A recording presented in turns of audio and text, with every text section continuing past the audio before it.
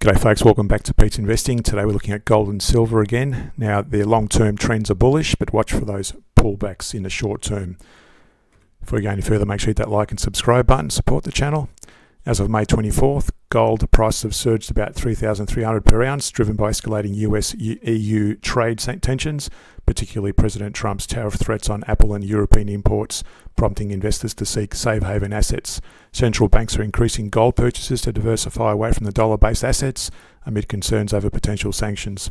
Analysts, including JP Morgan, forecast continued strength, with some predicting prices could reach 4,000 by mid-2026.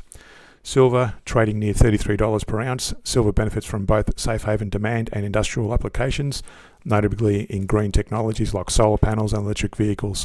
Analysts project prices could rise to $40 to $50 by year end, with some forecasts suggesting a potential high of $46 to $56 per ounce, surpassing the all-time high of $49.45 reached in January 1980. So first, looking at gold, we look at the long-term trends on the monthly. The price is still well above the moving averages, giving us a nice strong bullish momentum. There's no CCI for it drawn, and there's no sign of a pullback. But do notice these little fair value gaps here, and that's where for example, that candle there, the high of the previous candle reached that point there, and the low of the candle after it was at that point. That's where that shade appears, and that's called a fair value gap. And what that means is at some point the price will retrace, or very likely retrace, and break into that range before bouncing, or possibly even breaking right through it. Now that's a very long-term play. It doesn't mean it's going to happen overnight or next month. It could take years to play out. That's on the monthly. On the weekly, we've also had these bearish divergence playing and executing. So that's still in play at the moment, this long-term bearish divergence. And I've drawn a target range there. And that target range is drawn with a Fibonacci retrace, assuming that price started falling from there. And if we take it back to that level, that's that 23-38% range, and more than 90% of the time it hits that range. But do notice as well, we've had these fair value gaps there. You can see that one there was penetrated with that wick of that candle. Likewise that one. And back here we had a few fair value gaps, and they were all broken or penetrated with these candles here. Again, going back to this point, that was penetrated by that low there, but these ones are still open, so it could take again weeks or even months for that to happen. But again, short term, we're looking at this break to the downside possibly, and if it does fail to do that, we're going to invalidate it. But for it to fail though, we need to see the CCI start to rise and go higher than that point there. That will invalidate the bearish divergence.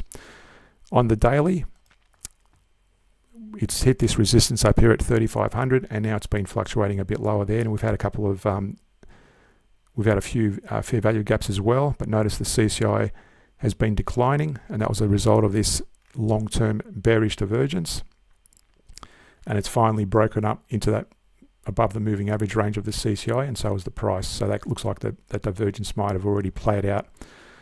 You'll notice as well, if we go to the intraday charts, we take the direction of the higher time frame. So if you're trading on the hourly, we're going in the direction of the weekly or even the daily. But notice here as well on the 1 hour time frame, we've got bearish divergence. I've actually broken this into two divergence. The first point was those peaks there versus those peaks. That actually broke down into that moving average range. So if I was to draw a to that low, you can see there it touched that 23-38% range there. And if I extended that Fibonacci to that level, that's where that secondary Fibonacci range comes in play. Now we could actually bring it to that low there, which means the Fibonacci range will be at that point. But again, I like to take it back to the previous low as a starting point, so that'll be the initial range to measure it at, between that 23-38% level. If it breaks through below that, then we start measuring the next Fibonacci levels, but that's the minimum retrace level that we can expect this secondary Fibonacci level to hit. Now in terms of the back test, I've got the stop loss approach here and the average down approach, and stop losses take profit at 3%, average down at 5%, or stop loss at 5%. And here we've got the stop loss approach here, trading one contract each over that period, and this back test started going back to this point where the CCI broke below the moving average range on the 25th of April.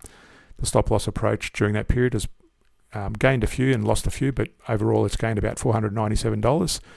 And the average down approach, had you been averaging down, so you take profit at 3%, and the average down when the price breaks lower than 5% and the entry conditions are met, then you average down, and the average down approach has generated 13,653. So just to remind you, the entry parameters to go short is when the CCI breaks below the moving average range, but also the price breaks below on the price chart. That's how you measure it on the 1 hour chart. So I'm just demonstrating here on the daily. Or to go long, you wait for the CCI to break above the moving average and also the price to be above the moving average, you go long. Again, take profit at 3% gain, or when it drops, 3% gain. Next we look at silver. Now silver on the monthly, the price is well above the moving average as well. Likewise the CCI, it had a bit of a dip into that moving average range, which is where you would have closed out your positions on the weekly if you're trading on the weekly. But since then it's actually broken above again, so long positions only on the weekly if you're trading it based on the monthly trend.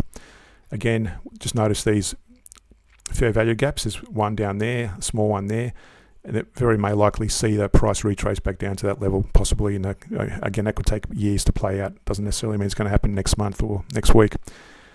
On the weekly, we had a bearish divergence here versus high highs on the price. That actually broke down, hit our target range around the 23-38% range.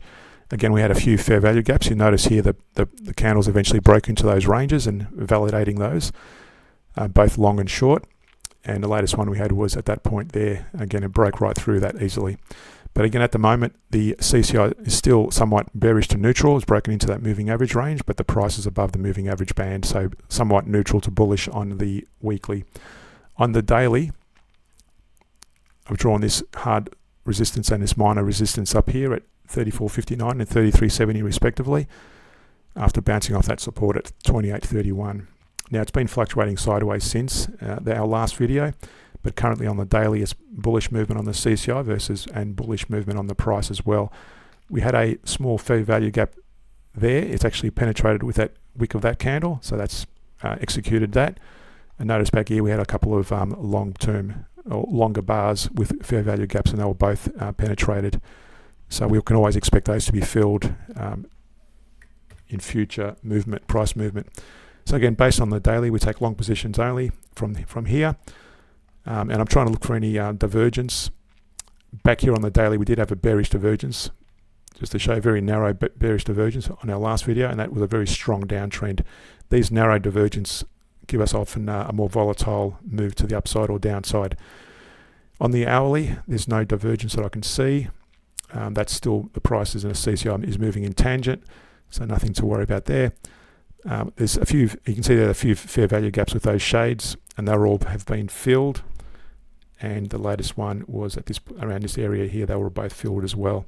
Now, if we go to the backtesting, I've started going short only from that point, and you would have closed out the trades when it broke into that moving average range on the CCI on the daily if you're trading on the hourly or the intraday time frame. So again, this is a stop loss approach. Remember the entry parameters to go short when the CCI breaks below the moving average range, and so does the price. In this case, you probably could have entered on the price alone on the hourly, but I like to wait to see the price break below the moving average range, and you stop the trades when the CCI breaks into that moving average range. So you would have taken no trades in that little period there, but you would have taken short positions there when it broke below there, and you would have stopped it out again when it broke into that moving average range with that candle there. But had you let it play through the whole period, the stop loss approach, you can see there was losing money when the price is going long. If this is going short, it's a stop loss approach, and you're down about $450. The baseline is 100,000, so you're down about $450 there. No, sorry, you're down about 4,500. I should say. Sorry about that. That's the baseline's 100,000. You're down about $4,500, and the average down approach, you're up about 87,765, because you averaged down a few times, and that gave you a bit of good profitability with those multiple contracts. So if you're new to trading, we're now including a weekly video series, Pete's Investing Plus One, as part of Pete's Investing channel. The Plus One videos are a dumbed down version of our strategies and give you a better insight into our analysis and help you follow our daily videos. If you enjoy the content and help keep me motivated to keep doing these videos, subscribe at least on a free trial to my Patreon page, where I publish weekly bullish shares across various regions of the world's markets. So thanks for watching, and see you in the next video.